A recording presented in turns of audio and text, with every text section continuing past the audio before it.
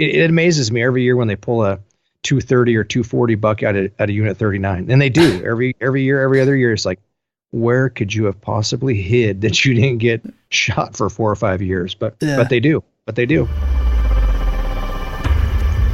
Hey, welcome to Muley Monday. If you're obsessed with chasing mule deer, join us every Monday morning as we dive into all kinds of mule deer hunting.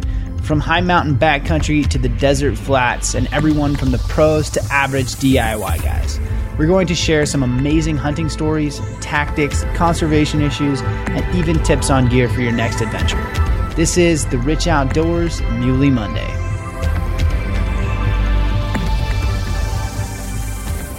This episode is brought to you by iSocialBoost. iSocialBoost is an Instagram growth tool that can help you grow your tribe in an organic way, which means you're getting real followers that actually fit your brand. The founder of iSocialBoost is Devin Leonard, is a good friend of ours, fellow hunter, on the podcast last week talking about big muley bucks. And I get so many messages all the time asking if iSocialBoost really works. We've been using it for months now on Backcountry Fuel Box's Instagram page, and we're over 10,000 followers now, and that's thanks to iSocialBoost. Whether you're looking to grow your small business or grow your personal brand, getting out there to the world is the key, and reaching people on Instagram is such a great way to do it. If you're interested in growing your small business or just want to become an influencer in the outdoor industry, head over to iSocialBoost. Tell Devin you heard about him on the podcast.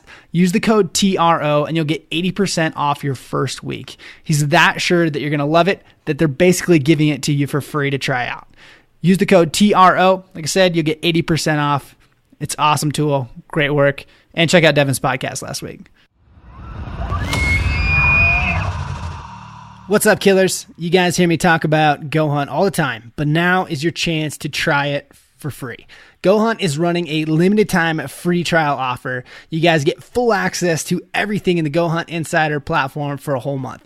You get full access to the best draw odds and the best draw odds system available. You get full access to insider gear and strategy articles and so much more. Everything that has to offer. Now's your chance to test drive an awesome tool that everyone's talking about, everyone's using, and it's the perfect time too, because if you didn't draw any tags this year, now's your chance to jump on Go Hunt and do your research for some OTC tags that still have serious potential. This year, I have more tags in my pocket than I have time for, and that's all because of Go Hunt. Just being able to find awesome tags, and I highly recommend you take advantage of this limited time offer. Sign up for the free 30-day trial, and you'll get free access to all the great stuff within the Go Hunt. In order to get this, you can't use a coupon code. You're going to have to go to gohunt.com/TRO. We're going to put links to it in the show notes as well, but you have to go to that page to get the free trial. It's nowhere else. So check the show notes, go check out Go Hunt, sign up for your free trial, and find some more tags, put some more tags in your pockets. I'm telling you, go check it out. You're going to love Go Hunt. It's amazing. Everyone's using it. Now's your chance to go try it for free. I guarantee you're going to love it. Go to gohunt.com/TRO.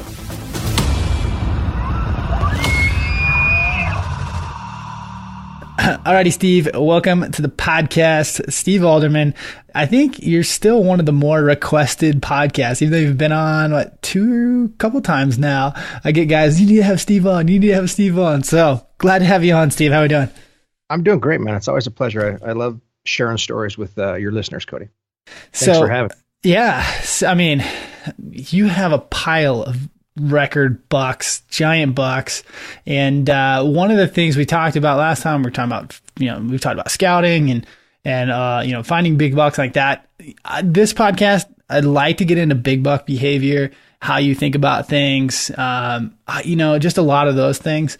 I spent a lot of time hunting some low country rolling hill stuff last year. And I think, the podcasts that we've done in the past were coming to the front of my mind last year when I was hunting. And I was like, man, what was Steve talking about that one time? He was mentioning this, that, or the other thing. So I get a little more experience now, and it's like I think it gives me the ability to ask better questions. I'm inherently not a mule deer hunter, so I feel like I need to do a lot more hunting to even be able to ask the level of questions that you have the capability of answering. But I'm going to do my best anyway.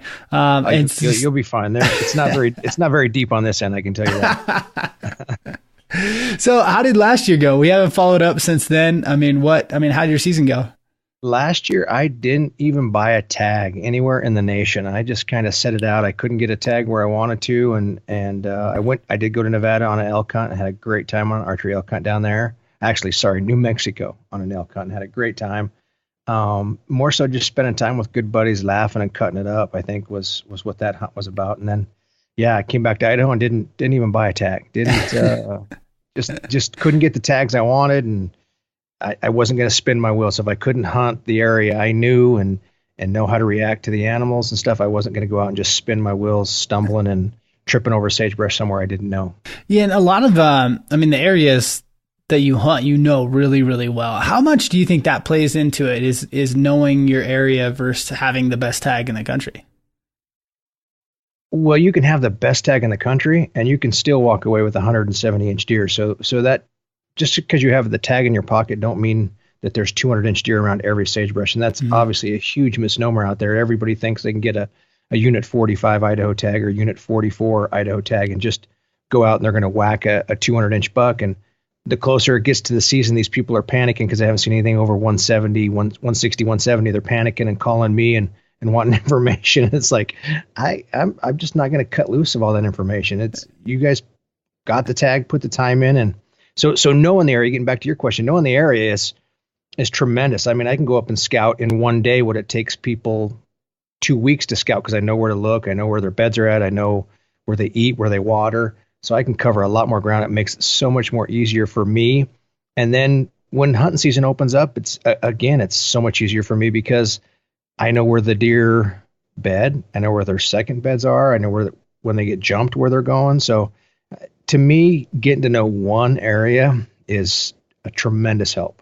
And like you said, I've hunted it for years. I've hunted it since I was a junior in high school. So that's, not to age myself, 30 something years. So yeah, I think that's 90% of the battle is knowing the area. I mean, and with that area, you know the deer, you know their habits, because it's been 32 years, their habits have changed a little bit with the influx of elk and wolves and whatnot. But for the most part, those mamas have those babies in the same spots. They take them to the same summer range. They grow up in the same spots. They transition through the same spots. So for the most part, over and over, those deer are doing the same thing year in and year out. So it's tremendous. Get to know, would be my biggest takeaway. I think I could tell anybody is get to know one area, one unit, and somewhere where you can get a tag quite frequently. If it's every 3 years or 4 years, that's plenty. Then, save your time, and you can still go hunt. You just can't have a tag. You can't have a rifle. You just go out and learn the pattern of the deer and learn the land and put up trail cameras and just dive into everything that's there and have fun with it. Just because you don't have a tag in your pocket don't mean you can't have as much fun. You don't have to pull the trigger every year to enjoy mule deer. Yeah, I mean, I think that's such a huge mistake that so many people make is they don't scout an area. Even if they're putting in for a tag that they want, it's a coveted tag, maybe it takes 3, 4, 5 years to get, they still don't scout that in the meantime. And I get it. Time is a valuable resource, and it can be tough to get out there and scout all, in the off season, especially when you don't have a tag in years before. But man, it's going to pay dividends in the long run, is just knowing that area and diving in. And I think that's one of the things that you do really, really well, is just immerse yourself into everything there is about that area, the details, and just spending the time covering so much ground, and learning an area inside and out.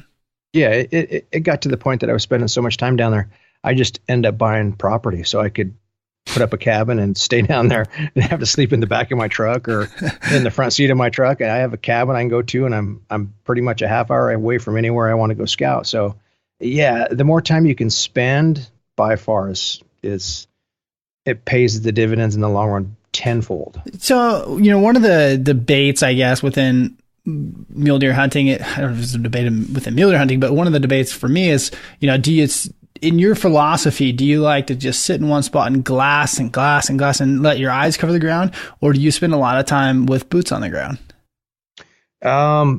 Both. And it really depends on what time of year it is. Boots on the ground, when they're more visible, July, August, when they shed that velvet, they become a lot more nocturnal, and they're saving their reserves for the rut.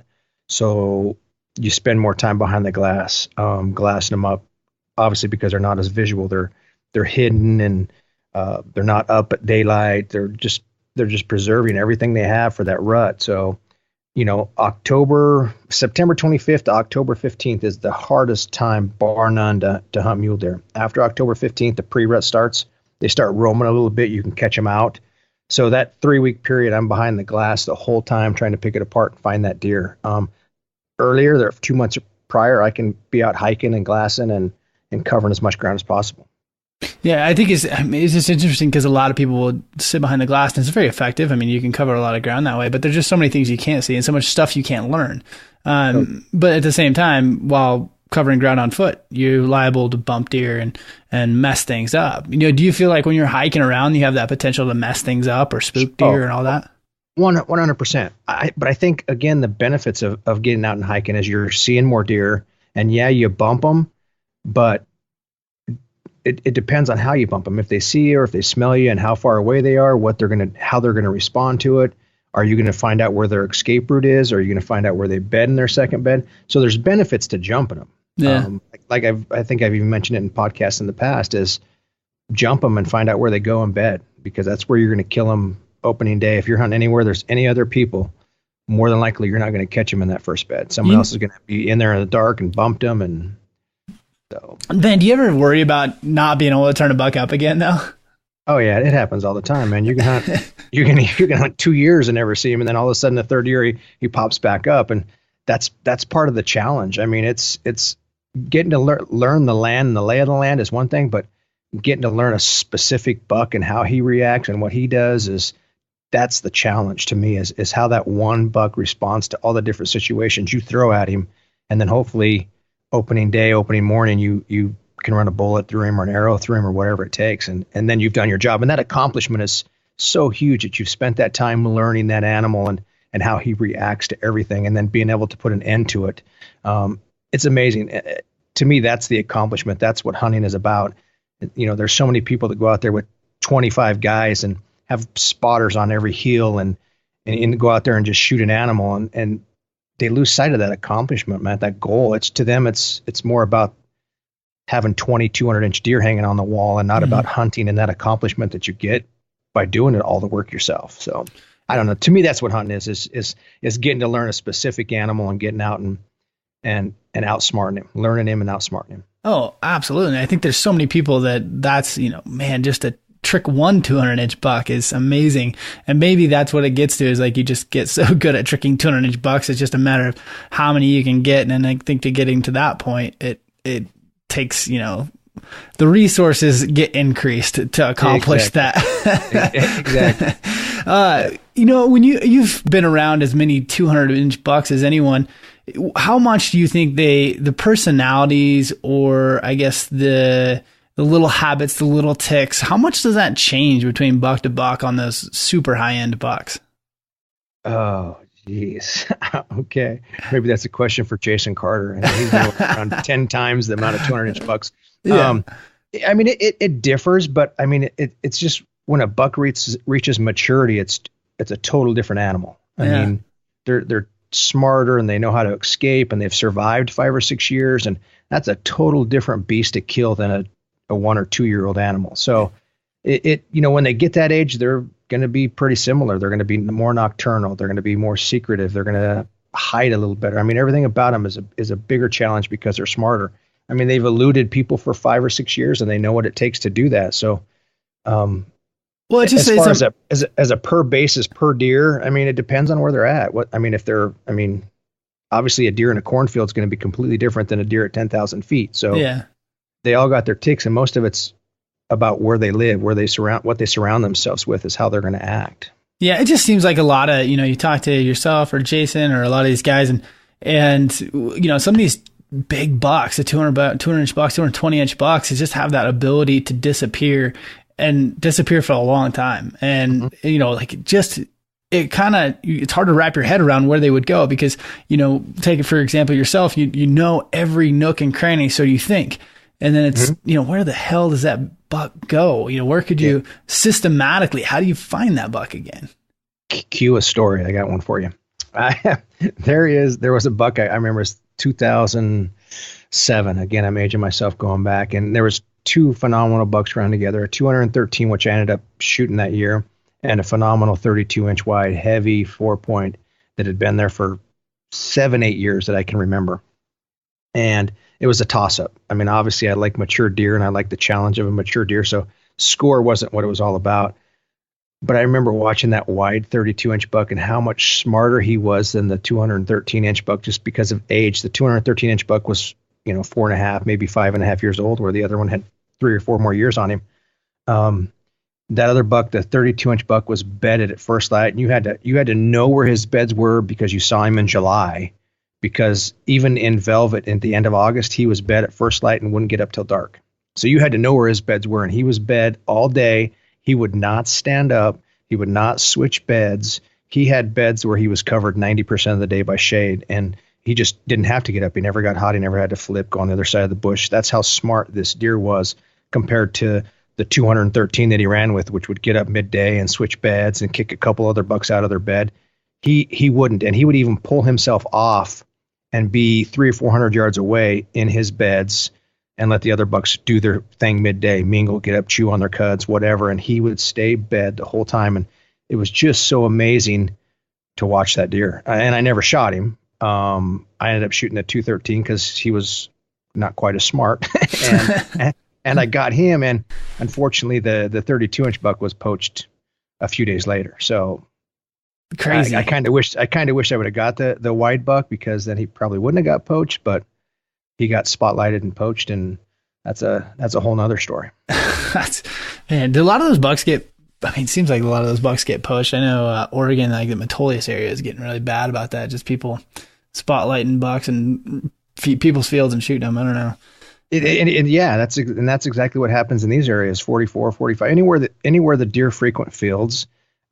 People will go out at 2-3 in the morning, spotlight the fields, and their 22s or their rifles with silencers or whatever it takes. And I mean, they're so brazen. They brag. I know people that brag about it. I know people that go in and tear fences down. They don't even go in the gates. I mean, it's just unbelievable what people get away with. And I know the fish cops are trying. I run into the fish cops all the time. Out there at 1 or 2 o'clock in the morning, they'll pull you over and they're trying to catch them, but they can't be out there every night, right? The funding isn't there for them guys to be there every night. And God, it's frustrating, Yeah. Oh, it's terrible. It is. And I know a couple guys that probably have 4 or 5 of the biggest bucks that I've been watching over the years that just disappear and never come back year after year, right? Obviously you can see them the next year, but they disappear. They're probably hanging on those guys' walls. That's the sad thing about the whole deal. What the hell is the point of shooting a buck if you can't even tell anybody about it? Like, you're going to shoot this giant buck. You can't tell anyone. You can't show anyone. Like, what's the point? Well, you know what? And even in Idaho, I don't think they're smart enough not to show anyone. The 32-inch buck I was talking about, I went to a big buck contest and the sucker was hanging on the wall on the big buck contest. And I literally walked over to the fish cop there and I said, you need to get more information on that buck because it wasn't shot where they say it was. I said, I can get you DNA. I got video. I said, I got him pooping on video. We can go in there and pick up scat if you need to and check the DNA and know that he wasn't 200 miles away in an archery hunt. I mean, it's like, we have the guy dead to rights, and they wanted to catch him on his own. They didn't want my help. So it's retarded. It's sad. So they're not that secretive. They still brag about it. That's how they get caught eventually, right? Is bragging and being cocky and posting pictures on Facebook. And you'd be surprised how many poaching cases are solved or busted because of them bragging about it. Well, good. Anyway, so there was back to the story. To the story. Yeah. What the hell were we talking about before we got all riled up here? Old mule deer. Old bucks. It's crazy that those bucks even run. Like, you take that 32-inch buck, it's crazy that they run with other bucks. Do you find a lot of bucks, those mega class, those older, 5.5 and older bucks, do they always run with other bucks, or do they ever just be on their own? Oh yeah. I don't know if you remember back in the day when I first dove into mule deer video, and I videoed a buck called Hat Trick, and he was just a tremendous 250-inch buck, and God. He every once in a while another buck would team up with him, but for the most part he was by himself or with 1 or 2 does. That's crazy. He didn't hang out in the normal areas where all the deer were at. He was by himself, and he was a 8-year-old deer, so he just pulled himself away. And if another deer would walk by, they'd hang out with him for a day. And pretty soon, next time you see him, he'd be by himself. So yeah, he completely kept to himself in an oddball spot. Not too oddball because people seen him right off the stinking highway, which was crazy, but nobody ever shot him. I mean, he lived and died of old age that I know of. I mean, it's pretty cool when bucks like that die of old age. I don't know why. Like, part of you just, I don't know, roots for that underdog. It's kind of cool when they end up dying of old age. 100%. Some of my favorite sheds and even winter kills are bucks that were 10, 11, 12 years old that died, and you pick up their heads and the heels and you're just like, you son of a gun, there you are. After 10, 12 years, I finally got you. So it's a total respect. And that's some of my favorite horn, or, I got an elk horn I bought from a guy the other day, and the elk has to be 19, 20 years old. And wow. I kept it. I don't keep any elk, right? I mean, I just move them on through. And this one I kept because he's just an old regressed dinosaur, and it's just a cool horn. I think, like, as a sportsman, you want to imagine that there's always these animals, whether it's elk or deer, that make it through and no one's ever seen them. It's like this magic animal that's never been seen before, and you're going to find it. I don't know. That's always kind of intrigued me since I was a kid, just knowing that there's bucks out there, bulls out there that no one ever even kills. They die of old age, and, maybe one or two people have ever even seen them. There's kind of like a fable. And I think they're out there. I think more so maybe some of that desert stuff in Nevada. But Utah and Idaho is getting just overpopulated with hunters, and they're in every nook and cranny. But some of that desert stuff, like the Carter hits, is so desolate. And I know there's big deer that die out there of old age. I mean, there has to be. It's just too big and too vast. Yeah, that's the thing, is when you really start diving into Nevada country, that is so, like you said, vast is a great word for it. It just goes in, and you can look on a map like, oh, search here. Man, you get out there and it's just endless. Endless amounts of country. I have major respect for for Carter again. Let's bring up his name and gosh, I can't think of the other guy that guides down there off the top of my head. He's gonna kill me because I didn't mention his name. But Greg Crow. I mean, Greg Crow. I mean, amazing, super nice guy, and that guy lives in the desert. And they just, I mean, I don't know how they do it. They live out there and find those deer and kill them, or the sheep or whatever, and I respect that. That desert will make a man out of you in a hurry, for sure. It's just, it's time. It's time in. Like, Greg and Jason put in so much time. And I think that's the thing about mule deer hunting, is it just takes a lot of effort. And I think that's why it really separates the boys from the men, so to speak, not to be sexist on any of it, but it's who's going to put in that amount of time and find and spend that amount of time in that country and just cover that much country and turn up those bucks. And who has a good enough wife, right, to let you do that? I think that's what it boils down to. We all wish we could do it and want to do it, but it's how many of us can actually get away from home and do it. That's very few. Hey, luckily for them, they've made it their job, right? So they can do that. Yeah, it's justifiable. That's always the goal. If you can make hunting your job, babe, I got to go to work. I'm sorry. Like, it's just what I got to do. Set. Hey, what's the story behind a couple of years ago when you and James killed the 2 bucks over 200? Oh, you shouldn't brought up his name. He doesn't like his name mentioned. He likes to keep everything a secret. And by James, I mean Jack, right? Exactly. We call him Jamie, James, Jimmy. Yeah, depends on what month it is. He's got a secret code name. No, that was 2010, and just an unbelievable year. We did our homework, and I had a buddy call me out of Mountain Home and say, I've seen a big buck. You got to come find this deer. And I spent 30 something days looking for the deer. Never could find him. I mean, 30 days straight looking for this deer, and never turned him up. I turned up some other great bucks, some 210s, some phenomenal bucks, but not the one that this gentleman had described to me. So come hunting season opened October 1st for us. And I said, I can't find the buck that I want, James. You can go ahead and shoot first. Here's the pick of the bucks, and you get the first stock. And we waited till the 3rd day of the season, I think it was, because the first 2 days were just nasty, rainy. Just you didn't want to get out with a muzzleloader kind of deal. So we waited till the 3rd day, went in, and granted, you can only do that where it's a controlled hunt, and a general hunt, you'd have probably been out there pushing the envelope because there'd have been 20 other guys out there. But on a controlled hunt where there was only 40, 50 tags, we could actually walk away and know the bucks weren't going to get disturbed. So we that's what we decided to do, is come in on the third day of the hunt. And it was drizzling a little bit, and James took a stock on this 201-inch buck, and he just disappeared. I mean, I said, go around, do a big loop, and come over here and shoot these deer. And 2 hours later, he comes stumbling up, and the deer have been gone for an hour and a half. I'm like, where the hell have you been? And he's like, I think I found your buck. So I had explained to him the buck I was looking for. And so we went to look, and he explained the buck, and I said, yeah, that sounds like the one I've been looking for the last 30 days. And took us 4 hours. That's a heck of a friend right there. Yeah, it is. I don't think he had a shot, or he would have took it. And I wouldn't have blamed him for it. I mean, I'd been stoked for him.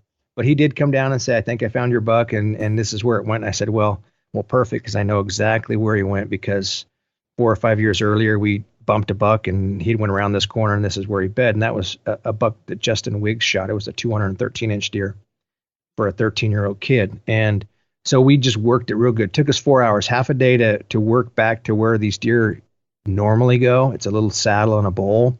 And sure enough, peeked up over the corner, and he was standing there looking away at another giant that had a drop tine, a 30-something-inch buck with a drop tine. He was watching that buck walk away, didn't even know I was there.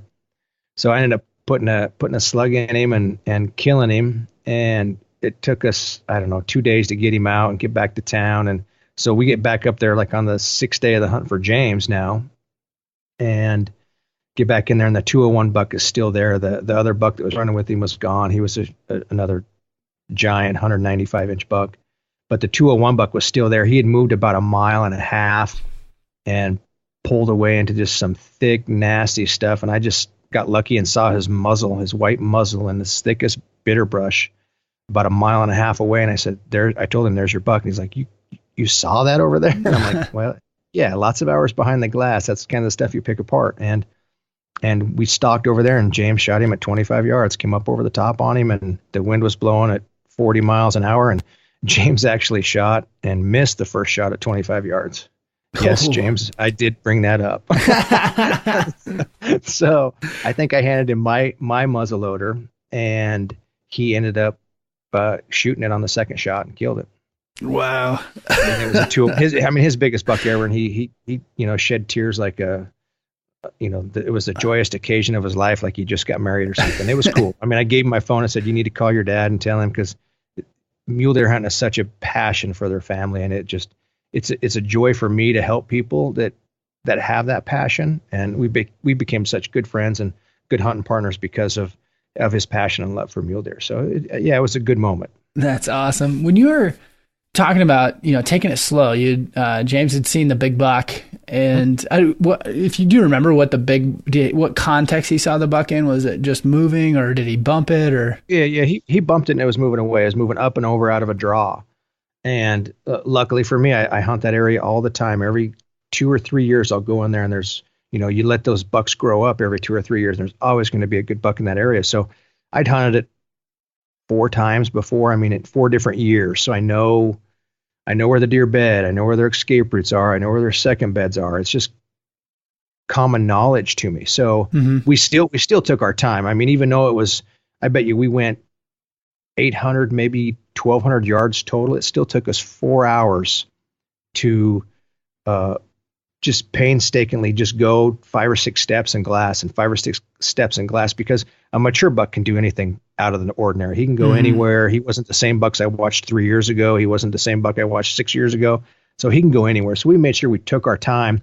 I had a pretty good idea where he was, but we wanted to make sure we took our time and picked apart as you're coming up over a rise, before you get to the rise, you're glassing the other side. You take 2 or 3 more steps, you glass more of the other side. Before you ever get skyline, you have glassed that whole other side of that draw or that canyon before you pop up there. And it just takes forever. It took us 4 hours to go, maybe 800 to 1,200 yards. Do you think that's where most people screw up, as they get in a hurry because they're trying to catch up to that buck, or whatever, so to speak, and 100%. They rush it? Yeah, 100%. I mean, I think patience is learned with age and chasing mature deer. You learn that. I mean, there's some young archers out there that are phenomenal that get it done every year. And it amazes me that they have the patience to do that, because you ask anybody who's sitting on a 200-inch deer, and they've all made that mistake of whistling at it or trying to make it get up, right? And they've blown the stock. The deer takes off. So patience is, it's learned by mistakes. basically. You have to force yourself. And I'm very guilty of this because I have virtually no patience in life. I'm 100% go, go, go, go. Maybe that's why I'm an elk hunter, not a mule deer hunter.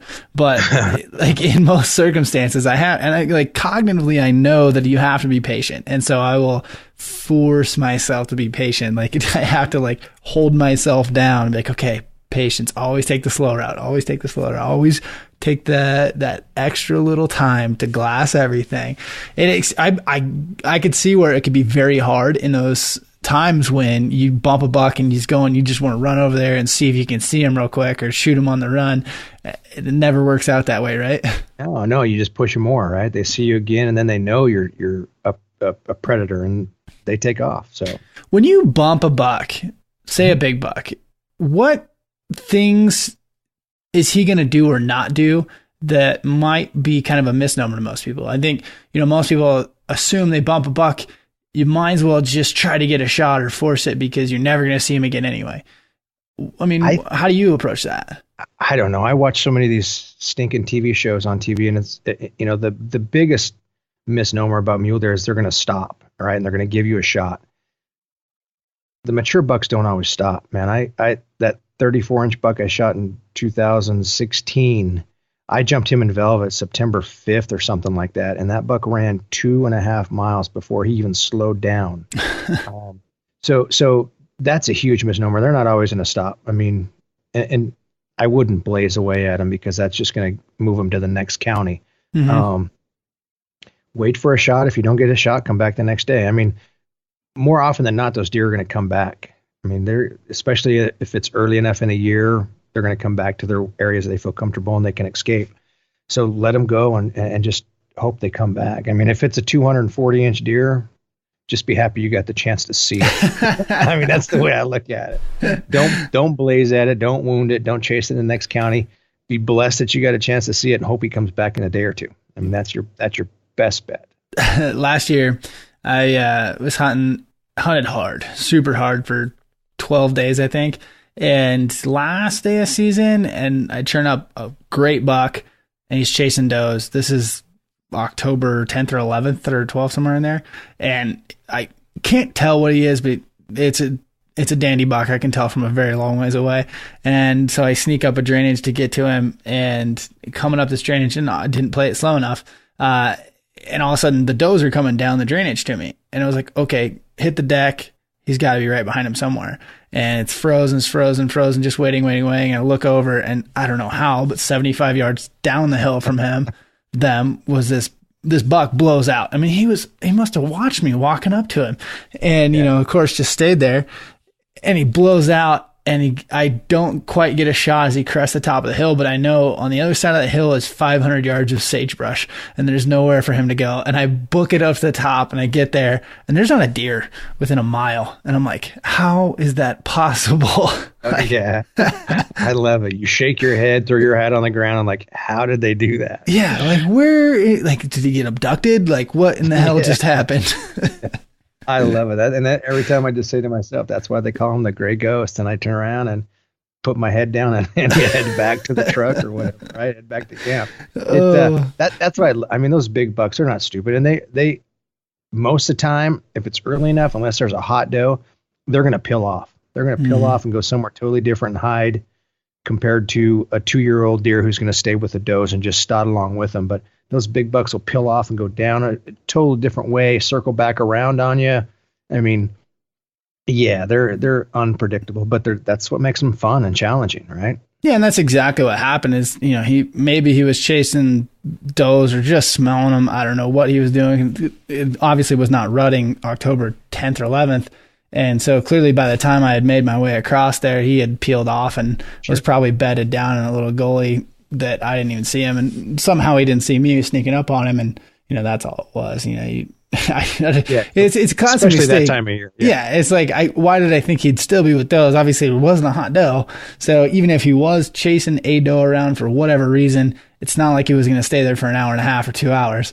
Anyway. Yeah, he was just checking him, man. That's and he got caught out a little later than he should have, right? Kind of deal. And that's how we've killed some great deer. Even October 29th, they killed one of my favorite deer, and he had 40 does, and he was checking 40 does, and he was going from doe to doe, doe to doe, and he stayed out, an hour or two late before he peeled off, and I caught him.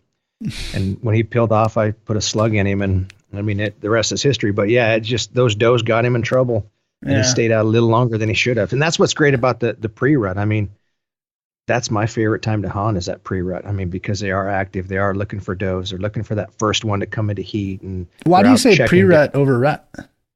Rut can be tough, man. I mean, the deer get up and move, and they're checking does and all that kind of stuff. But what I've noticed with some of the mature does, just like a whitetail, they will pull that doe aside and put her in a little hole somewhere and wait till she's completely ready to breed, and then they'll breed her, and then they'll go find another one. So he could be on lockdown for 2 days with that doe.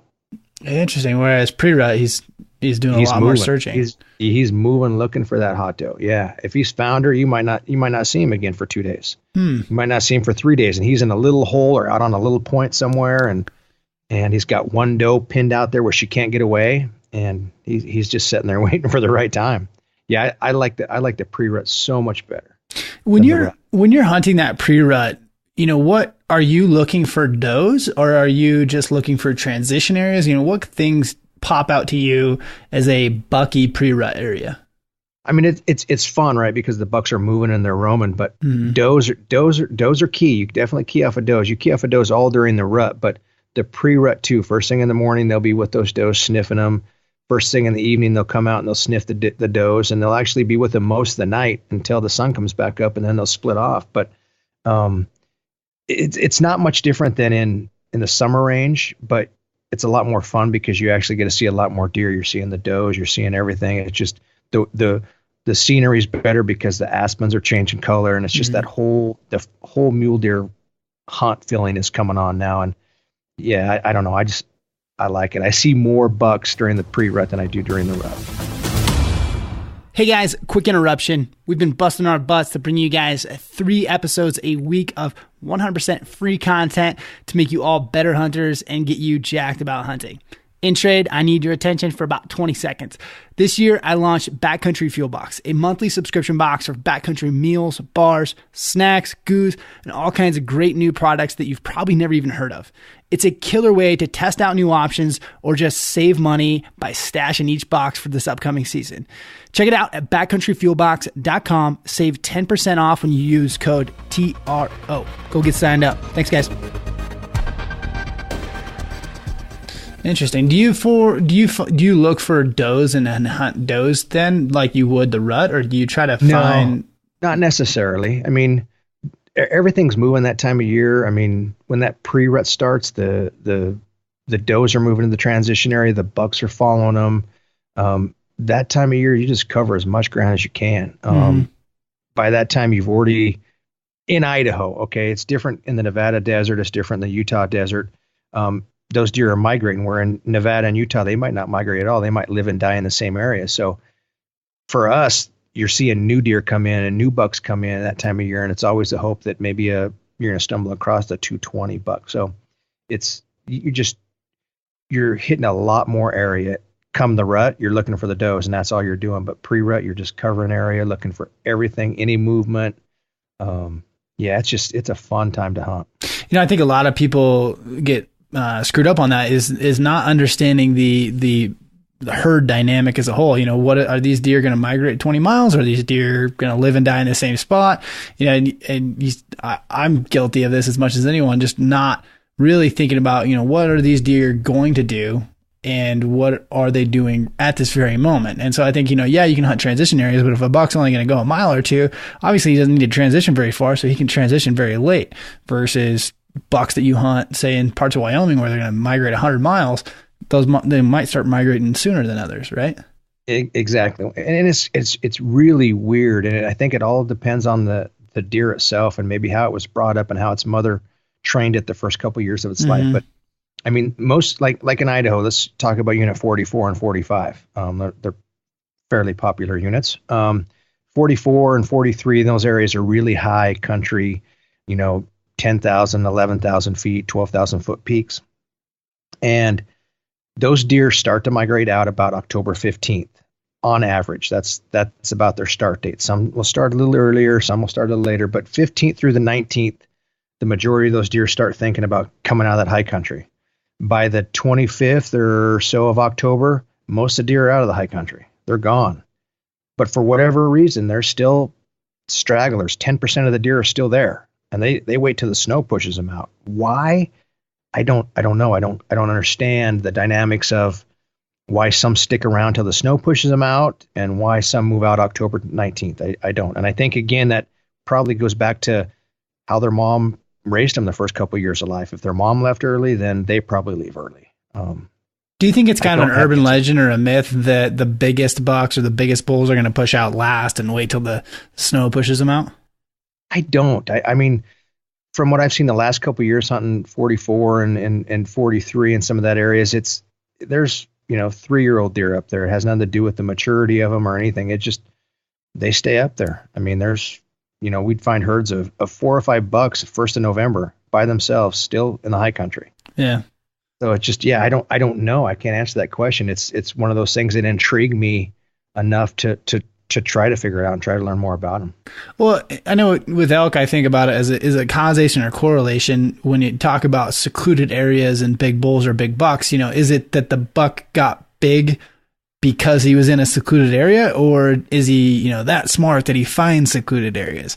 And I tend to believe that it's just a correlation that the secluded area and or the buck that doesn't move through during season is going to get bigger naturally. Like he just lived in the same spot his entire life. It just happens to be where no one else hunts, or not, someone didn't hunt for 5 years, so he got big, and so I think people like to think that these big bucks are just so smart they always find the hole that no one's going to hunt. Probably not the case. It's probably more of a matter of he just doesn't travel during hunting season. So these bucks that are going to travel through a vast chunk of land that's going to be hunted has a much higher likelihood of getting schwacked in first 2 weeks of October or whatever it may be. So no, I totally agree with you. In Idaho, where it's a general season and they don't have quotas on the general season, it's a little tougher. I mean, because it gets just hammered with thousands and thousands of people. Where somewhere like Utah or Nevada, where they do limit the general season, I could definitely see a buck living in a spot and never getting hunted. But in Idaho, I don't know how they don't get hunted, because you're talking literally thousands and thousands of people in these one area. It amazes me every year when they pull a 230 or 240 buck out of Unit 39, and they do every year, every other year. It's like, where could you have possibly hid that you didn't get shot for 4 or 5 years? But they do. Do you think that buck just hides in an area, or just has an area that magically no one hunted? I think so. I think 39's rough and rugged enough and big enough that it's just, he's in an area that nobody gets hunted, and how he made it through the transition areas without getting shot. I mean, maybe he did it all night. I mean, who knows? But they figured something out to live that long, because most of them, a lot of them are getting killed in the late archery hunts. Some of them get killed in the early season up there before the hunt starts. But every year they're killing a 240 buck, 230 buck in the general hunts here in Idaho. It's not like Utah's general hunts. Utah's general hunts, they still limit them, right? Yeah. So it's a total different ballgame here in Idaho. I mean, it's just anybody and everybody can hunt those hunts, and they do. So how they survive, man, my hat's off to them. And I know you spend, quite a bit of time in the rolling hills country and not necessarily the high. I guess you do hunt the high country too. But when you think about, trying to find that magical buck within, I'll reference elk because it's what I know better. A lot of guys will say you can find those giant bulls close to the highways or where people aren't thinking about where they should be. And so do you think the same holds true for deer? Like that high country tends to get just stomped on because everyone wants to be the farthest back in the middle of nowhere. They pick that secluded spot in a map. Do you think that a lot of those bucks are coming from just areas that people overlook? Yes. You're making me give away one of my secrets here. I don't know if I like that. And I think I've probably given a secret away a time or two, but like I said, I like to hunt the stuff that people drive right by. Yeah. I mean, I do. They're driving by, and those deer get used to the sounds of the vehicles driving by, and it don't bother them. And that's why I like, and ideally, I think a mule deer thrives at 5,000 to 7,000 feet. I think the vegetation, everything there is a lot better at that elevation than it is at 11,000 feet and 3,000 feet. Mm-hmm. But people drive right by that elevation to go to the 10,000 feet, and maybe that's what they like to hunt. I can't fault them for that, but 90% of the people drive right by some of the best mule deer habitat and elk habitat that there is. I mean, heck, elk were plains game animals before they were mountain animals, right? They're used to the desert, and people are driving from, the river bottoms, and they're driving up to as high as they can on the mountain to hunt elk, and those elk are down at the river bottoms. I mean, just as well as they are up high. And I think maybe it's what people want to experience, right? That's what they vision a hunt, and maybe that's what they did with their grandpa or whatnot. But yeah, I totally hit the oddball spots, and I like the lower spots. I mean, you have an area like 45, people drive up to the mountain and just drive the roads because there's so much private property. It's hard to get off the roads. So they drive the roads and hope they're going to run across the deer. And, I'm down low where there's tons of BLM land, and I'm out hiking and doing my thing and stumbling across old mature deer that don't get hunted. Yeah. Right. Because everybody drives right by them. Well, I think inherently it's easier when you look at a map and you're like, where should I hunt? There's this vast country. You really start to narrow it down when you only hunt mountains. Like if you're talking about rolling hill BLM country, it's endless and there's really no feature. So it's easier for humans, I think, to look at a map and say, oh, well, here's this feature, here's this basin, and here's this mountain. These are the, I'm going to check this drainage, this drainage, this drainage. But the problem is every human thinks virtually the same. And so you have every human going as far in the backcountry as they can, checking XYZ basins. Yeah, look, that road goes all the way up here. It's only a 1 mile hike over to this basin. So I get it 100%. And I can walk all day. I can walk 25 miles in a day and cover some ground if I need to, if it's the rut or whatever, or pre-rut, I can cover ground in glass. So where they have to leave at 4 a.m. and get in there before dark because someone's going to ride a motorcycle in there anyway and beat them to it. So it's just, you pick and choose your battle. I might not get a hunt every year, and it doesn't bother me. But when I do hunt, I know I'm going to have what I consider a quality hunt. And I can get out every year. I just can't hunt every year. So I have just as much fun scouting and filming and seeing deer and helping other people as I do pulling the trigger myself anyway. Oh yeah. I want to talk a little bit about muzzleloaders. You spend a lot of time with muzzleloaders in a state that has pretty good restrictions or pretty heavy restrictions on the muzzleloader. So I'd love to pick your brain on what systems you use, what the best load development is, like all the best way to keep it dry, like all these things. I think they get overlooked or can be very hard, especially with, an Idaho legal muzzleloader, so to speak. Sure. So what's your setup look like? Man, I don't consider myself a muzzleloader expert. I love hunting with them. There are people out there that know so much more and can go much more into detail about the length of the conicals and the ribbing on the conicals and what lube to use on the conicals. And I mean, they have it to a science. Me, it's pretty basic. I have 9 different muzzleloaders. That's it's basic. Yeah. But I have 9 muzzleloaders. I've been hunting muzzleloaders since 1987. So I've collected a lot of muzzleloaders over the year, and I found some good ones that work for Idaho and some that really suck for Idaho. But the first thing I do is I order a gun if I like it. Like I'm in the process of working with Knight right now, trying to get a gun, and I'll get that gun in. So this is basically, I'll take you from the start of it to when I hit the field. I get that gun in. I'll make sure it has the sights on it I want. And right now I'm in the process of switching maybe over to a peep sight with a halo on the front, or just maybe even an iron stud on the front. I haven't decided yet. I'm going to determine that in the field, but I'll get that gun. I'll make sure it has the open sights that I want on it, and then I'll mount a scope to it. And I'll take that out in the field and I'll shoot probably a minimum of 200 rounds through that gun to figure out which load works the best. And the reason I put the scope on it is to take away that human error. I mean, you can put a crosshair on anything and pull the trigger, right? And it's going to hit where you're pointing the crosshair. Where if you just have an open sights, I mean, you put that front tang just a hair too high or a hair too low, and that bullet's going to hit 3 or 4 inches, sometimes 6 inches further away than it would if you put the crosshair on the dot, right? Smart. So I always set up a scope on every single muzzleloader I get, and I'll go test loads, test bullets, test powders, test firing mechanism, if it's a musket cap or if it's a number 11, what shoots the best through that gun, what shoots the best through that breech, what shoots the hottest, what kind of velocities I'm getting.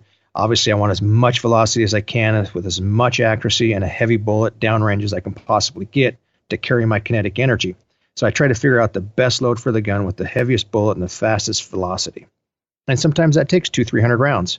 And then I pull the scope off, and then I dial everything in with the sights, and I head out to the field. Simple as that. And how much have you found that each muzzleloader likes different loads? Is it pretty across the board? Because it seems like I know so many people when it's muzzleloader. Oh, what's your muzzleloader load? Oh yeah, just run that 395 planes and 50 grains of triple F or whatever it is, and they just assume every gun's the same. But much like rifles, I mean, you can run very different loads in the exact same cartridge in a say a Seiko versus a Remington 700. It's exactly no different with a muzzleloader. I mean, you have the riflings, you have the different bullets, all that plays a huge effect on the accuracy downrange. There's good barrel manufacturers out there. There's okay barrel manufacturers out there. I think Green Mountain barrels are probably the best for muzzleloading. Especially for the Northwest where you have to shoot lead through them. I haven't found anything that, I mean, you're talking a 1-inch group, open sights at 100 yards. You're not going to get any better than that. Yeah. There's nothing out there. You can't do that with a rifle half the time. So, or I mean, a lot of people can. Let's hope they can, but a lot of people can't. So I found that the Green Mountain barrel is superior to most of the other barrels out there. Bagheera makes a great barrel.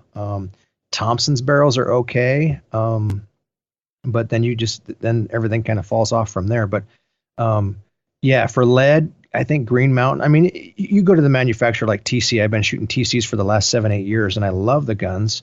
I can't shoot the Pro Hunters because they're more built for a Sabo and a faster twist barrel, but they made a Northwest Explorer that was built for the Northwest, and it shoots their lead bullets phenomenal. I mean, and that's what I've killed the last 4 200 inchers with, is that TC Northwest Explorer. And it shoots their lead bullets and only their lead bullets.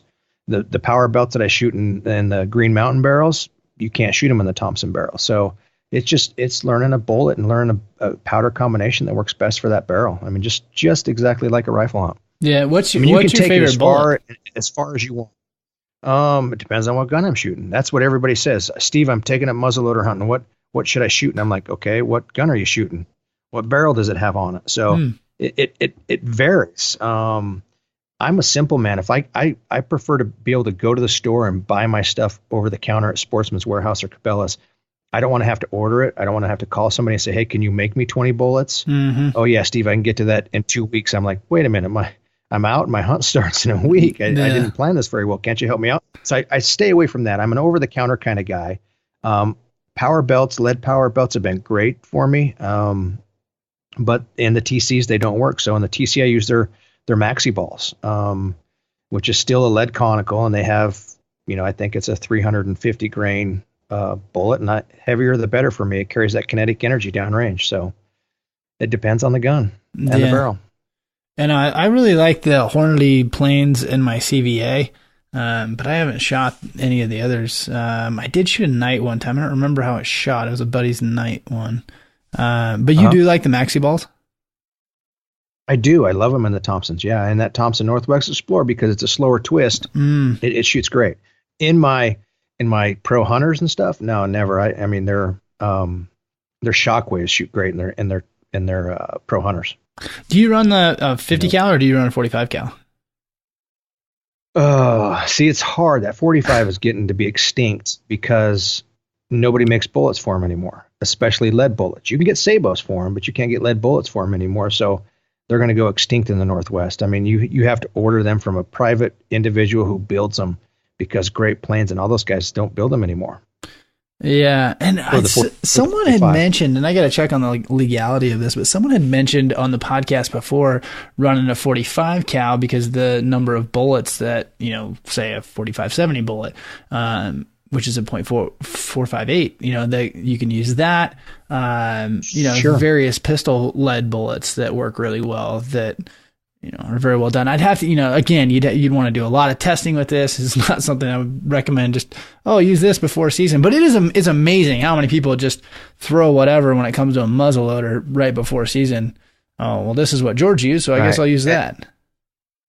Sure, and I'd rather have a longer conical than a pistol bullet, to be honest with you. To me, that longer conical coming out at that speed is going to fly so much better than just a chunk of lead. So, Yeah. I mean, there's some guys out there that throw numbers at you. I mean, there's a guy here in Idaho, Mike Peterson, maybe up north, who's, I mean, amazing as far as what to use and how to use it and what's out there and all the different little mom and pop manufacturers that make it. And he shot it and done it. And I mean, there's some guys out there that get into it like, people get into rifle hunting, their long range stuff. There's guys that do the same thing with muzzle. And I don't get into it that detailed. I just find out what works. I can buy it over the counter, what shoots good at 100 yards, or, if I can get a group at 100 yards to shoot 2 inches high, I know I'm dead on at 125 yards. That's good for me. So what's an effective range? 125 yards. 125 yards. If I can't get within that range, I don't shoot. Okay. I mean, you're covering up too much of the animal with standard open dovetail sights and a bead at the front, right? I mean, you're covering up over half the animal. You better be at the range a lot. And I'll be honest with you, most people that muzzleloader hunt, it's convenience for them and they don't practice like they should. Yeah. I mean, Idaho had some phenomenal general season muzzleloader hunts before they shut them down because people were taking 200-300 yard shots and missing by 25 feet. Right. So but they're just Hail Marying it. And it's just like, and you sit and watch it and you just shake your head going, oh my gosh. That's because so many people just get a muzzleloader tag because it's easier to get, or, oh, this is a great hunt day, so I'll get a muzzleloader. And then they buy a muzzleloader a week before season and, whoa, this will work. It's crazy to me. Yes. Very frustrating. I mean, it's very frustrating to me because I've taken it to the next level. I'm no expert by any means, but I mean, I shoot 200, 300 rounds through every gun I buy and to find that load. And I mean, I do everything I possibly can to be as ethical as I can. And yeah, these people that just like, I drew unit 45 muzzleloader. What muzzleloader should I go buy? I'm like, are you kidding me? How many muzzleloaders do you bring on a hunt? 2. Do you carry 2? No, nope. I carry 1. And if something happens to it, you get a backup. And I'm not confident with it, I got a backup. Exactly. Yeah. And I'll go to that backup and I'll throw a couple rounds through it in camp or wherever. And, sometimes I got to go back to base camp because that's where everything's stored, and throw a couple rounds through it, then hike back out to where I'm camped. So this may be a strange question, but I honestly don't know. Is it legal to carry 2 guns with you? I don't know why not.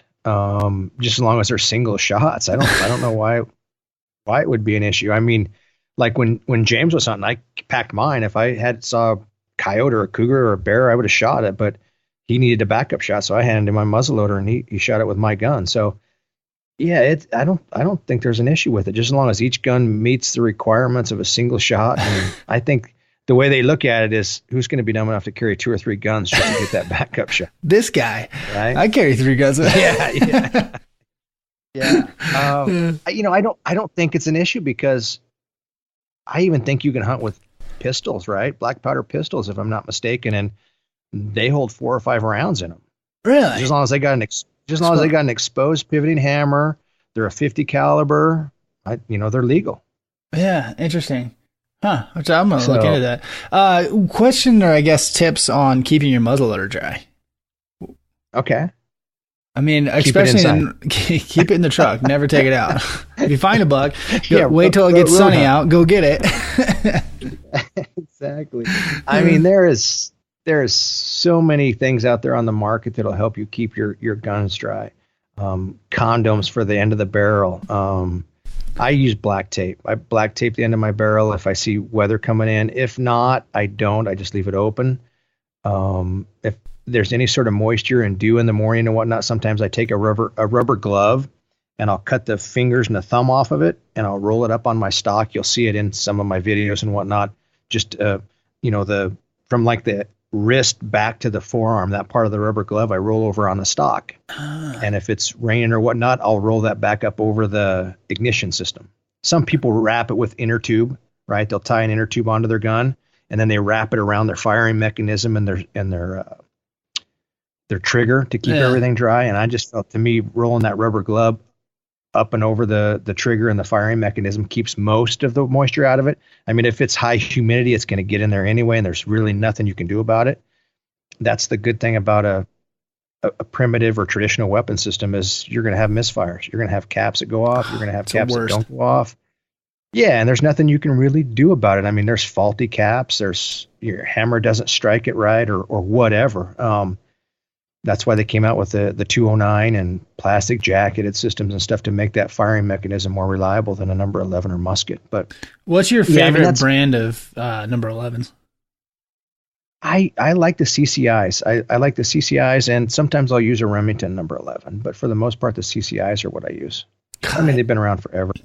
They're bulletproof. See, just in the ammo company, I don't trust CCIs. So inherently, I'll never use a CCI on a muzzleloader. CCIs are the hardest primer to hit when it comes to pistols, and a lot of times they won't go off unless they have a really hard hit. So they're not a very sensitive primer. So I tend to stick with the Winchesters, which are still kind of a stiff primer as well, or Remingtons. But I swear, that's a finicky part. You're like, oh, what brand to get? And then if I have any left over, they get thrown away. I only buy new ones every year. Yeah, I buy new powder and new primers every year.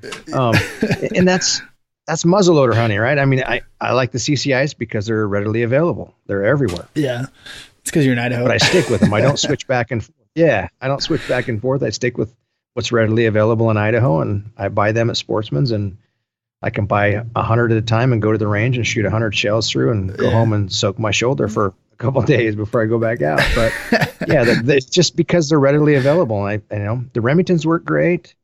I just chalk it up to muzzleloader hunting. When one don't go off, it's like, that's muzzleloader hunting. Hopefully it wasn't a 200-inch buck, and if it was, hopefully he just looks at you like, what the heck was that? And you get a second shot. Just sneak back behind that bush and try to put a new primer on, and then of course it's like smashed on there, so you can't get it off. You're trying to get a knife out of your pocket. You're exactly right. I see that you've done this before. It's good to talk with somebody with experience. Yeah. Okay. I was curious, at the range, what's the number of primers that don't go off? I mean, you shoot a lot. It depends on the gun, right? Some guns and some springs just aren't, like when I first got the Remingtons back in the day. Sorry, Remington. They had terrible springs in them, and it would take sometimes 2 or 3 shots to get the primer to go off because that spring wasn't strong enough to make it go off repeatedly. That's because you're using those damn CCI primers. You're probably right. You're probably exactly right. I was. So nowadays with like the Thompson and the pivoting hammer and the Marksberries that I use and the Knights that I use, they are all fairly strong. And I don't think I'll bet you 1 out of 100 caps don't go off. Okay. So if maybe 1 out of 50, but very rare. I mean, 2% at the most. But if your gun don't go off, it's because you have another issue, because you cleaned it and some of the fouling went down into the breech and plugged the breech, or, a mistake on your part. But I would say less than 2% of the caps don't go off when you strike it. Yeah. So 50% when you're hunting. Yeah, exactly. And the rest of it's just mental errors on your part as far as the cleaning goes, or you didn't pick your breech or whatever, and your breech is plugged. So yeah, I think that's the thing about muzzleloader hunting, is being so critical on every little step. It requires a lot more forethought and a lot of planning, and just making sure everything is perfect, everything is in order. That's the trick. And in my opinion, I don't know. Sure. I think it's a lot more finicky than archery hunting. Oh yeah. And I like that challenge. That's what I like. I've always been a guy who's taken on challenges head on, and that's why I like the accomplishment of shooting a mature buck with a muzzleloader. To me, is, especially if you've snuck in within 50, 60 yards, that accomplishment is just overwhelming. So mid-hunt, do you ever clean your gun out? Nope. You leave it loaded. God, that paranoids me. It paranoids me too, but this is one of the tricks. I never put my muzzleloader up, right? Can you hear that? Yeah. I'm going to try to stop that. Oh, no, I can't hear anything. What? Okay, my phone was ringing. Oh, I didn't hear it. So one of my tricks is with my muzzleloader, I don't care where I'm at, where I'm camping, what I'm doing. If I'm in a spike tent, if I'm in a camper, I'm hunting out of my truck, I never put my gun in the truck. I never put my gun in the camper. I always leave my gun in the pack outside, covered with a rain cover or something, so the condensation don't get in it. But I leave it at that temperature, and it slowly heats up during the day and slowly cools down in the evening. I never put it anywhere that's going to heat up fast or cool down fast because of that condensation. That's what's going to kill you. That's what's going to get your gun to misfire. Is condensation. I mean, that's moisture. So I'd leave it outside. I make sure I have a rain cover on my pack that I pull up over the stock of my gun and over the barrel of the gun. And if I'm in a spike out tent somewhere, I put it in my vestibule, keep it outside, not inside where I'm going to condensate the tent with my body heat. Everything's left outside where it slowly heats up and slowly cools so it doesn't condensate. That's huge to me. Most people put them in their truck, and yeah, you're going to have to fire that gun every 2 or 3 days because you don't know what's going to happen because of that condensation. Yeah. Or they put them in their camper, right? And those guns condensate. You can pick them up and see the beads of water on the outside of the barrel. It's just like that on the inside of the barrel too. So yeah, I never thought about that, but yeah, we do a muzzleloader hunt every year. That's it's usually real cold, 0 degrees or 10 degrees at tops, and I never really thought about that, which is, I mean, makes sense because I know like a lot of the military, you always leave your gun outside the tent when you're in those situations, just so you're not damaging anything or freezing it up. I mean, if it's 0 degrees and you throw it in the cabin, it's 80 degrees because you got a wood stove sitting there and you put it next to the fire and it dries out. Yeah. Pull it outside, it starts to condensate and then freezes. Yeah. Yeah, 100%. I mean, it happens with rifles. Yeah, right? exactly. I mean, people go to shoot their rifles first thing in the morning, they're froze up. It's like, what the heck? It's like, well, you condensated it and then dropped it into 0 degree temperature and sucker froze up. Exactly. So yeah, that's a huge tip. I mean, we always keep them outside. Sometimes it's a little nerve wracking to keep your gun outside, depending on where you're camping, but it's one of those chances you take. That's a good tip. Alrighty, Steve. Well, thank you so much, man. That was a good podcast. Appreciate that. No, it makes me want to muzzleloader hunt this year. I don't even know. Oh, I do have a muzzleloader tag. I take that back. Yeah. What tag you got? I have an Oregon late season muzzleloader tag for whitetails. Yeah. Good for you. That's that same one I was talking about. Yeah, we do that one quite often. So it's a fun hunt. Good. Yeah, good for you. There's nothing like the smell of a muzzleloader going off, man. The smoke, the smell. Oh yeah. It's all part of the hunt, right? I mean, you don't get a smell when you shoot a bow and arrow. It's so true. I don't know. It just takes me back to when I was a kid, and that's the way we grew up hunting in high school and stuff, with muzzleloader and the smoke going off. And I don't know. It's maybe a tradition for me, so that's why I've stuck with it. And it's a challenge, right? More of a challenge than pulling out a rifle and shooting something at 1,000 yards. So. Yeah, I think was it last year before I packed around my Hawkins. I hadn't shot my Hawkins in years. Oh, I remember you talking about you were going to do that. That's always fun. I think that thing, man, I don't trust it nearly as much as my CVA, but it's fun to take out every once in a while. So how did you do with it? Which bug? No, it wasn't that one. I never got a shot with my Hawkins. I did actually, ironically, have a cap not go off on a decent buck with my CVA. Same type of thing. Ouch. Ouch. Just smashed the cap, didn't go off. Cap, probably because I took it in the cabin and got condensated, ruined the cap or whatever. Oh, it will. Yeah, condensation will run a cap in a heartbeat. Well. Alrighty, man. Well, best of luck this year. Are you going to hunt this year? Yeah, I'm actually headed out here in a bit to run to New Mexico on an archery elk hunt. And then we're running over to Colorado on a second season muzzleloader hunt, and then back to Idaho and hopefully muzzleloader hunt here in Idaho. Nice. Well, good luck this year. Can't wait to see what you can do. Where can guys kind of follow along and check out what you're doing? Man, I would just say Instagram and Facebook. You can Facebook is my personal name. Instagram is Mule Deer Country. YouTube under Emotion Films, and yeah, just check us out. Watch some of the hunts. Subscribe to the channels and enjoy it. Steve's got a pile of giant bucks that'll make you jealous. That's for sure.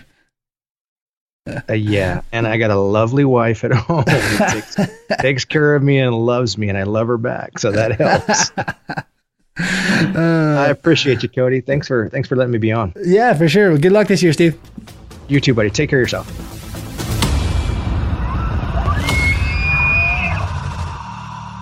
What's up, killers? You guys hear me talk about Go Hunt all the time, but now is your chance to try it for free. Go Hunt is running a limited time free trial offer. You guys get full access to everything in the Go Hunt Insider platform for a whole month. You get full access to the best draw odds and the best draw odds system available. You get full access to insider gear and strategy articles and so much more. Everything that has to offer. Now's your chance to test drive an awesome tool that everyone's talking about, everyone's using, and it's the perfect time too, because if you didn't draw any tags this year, now's your chance to jump on Go Hunt and do your research for some OTC tags that still have serious potential. This year, I have more tags in my pocket than I have time for, and that's all because of Go Hunt. Just being able to find awesome tags, and I highly recommend you take advantage of this limited time offer. Sign up for the free 30-day trial, and you'll get free access to all the great stuff within the Go Hunt. In order to get this, you can't use a coupon code. You're going to have to go to gohunt.com/TRO. We're going to put links to it in the show notes as well, but you have to go to that page to get the free trial. It's nowhere else. So check the show notes, go check out Go Hunt, sign up for your free trial, and find some more tags, put some more tags in your pockets. I'm telling you, go check it out. You're going to love Go Hunt. It's amazing. Everyone's using it. Now's your chance to go try it for free. I guarantee you're going to love it. Go to gohunt.com/TRO. This episode is brought to you by iSocial Boost. iSocial Boost is an Instagram growth tool that can help you grow your tribe in an organic way, which means you're getting real followers that actually fit your brand. The founder of iSocial Boost is Devin Leonard, is a good friend of ours, fellow hunter, on the podcast last week talking about big muley bucks. And I get so many messages all the time asking if iSocial Boost really works. We've been using it for months now on Backcountry Fuel Box's Instagram page, and we're over 10,000 followers now, and that's thanks to iSocial Boost.